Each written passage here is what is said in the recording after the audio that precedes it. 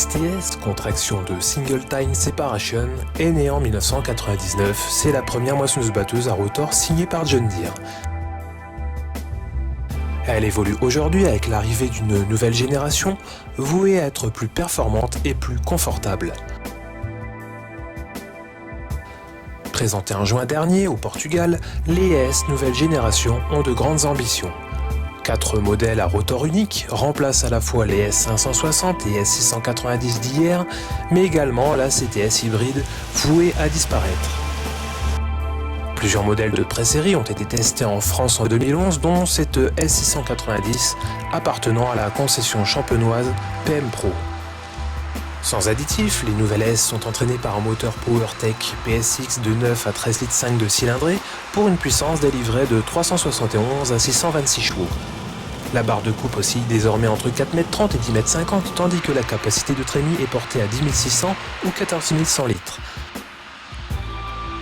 Avec un tel pédigré, la S690 redevient la machine la plus puissante du marché, un titre que convoitait déjà la STS 9880 à son arrivée en Europe en 2002.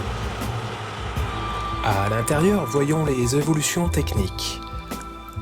Le rotor à flux variable est disponible en 2 versions, tri-stream ou classique, et se différencie principalement par la taille du cône avant. Un nouveau système de retour à Othon actif fait son apparition. Et 4 vis convoyeuses permettent une progression homogène de la récolte jusqu'au caisson, même en dévers. Enfin, une nouvelle cabine fait son apparition et est d'ailleurs partagée avec les modèles T et W renouvelés pour 2012. Plus spacieuse et largement vitrée grâce à des montants affinés, celle-ci reçoit un ensemble de phares selon le niveau de finition choisi.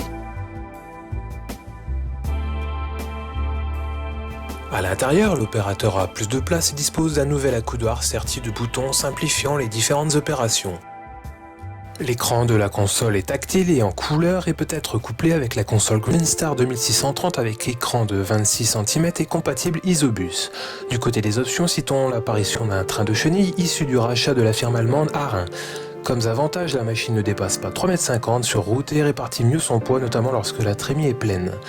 La transmission ProDrive est de série sur les S680 et S690 alors que les modèles inférieurs se contentent d'un module de changement électrique des 3 rapports.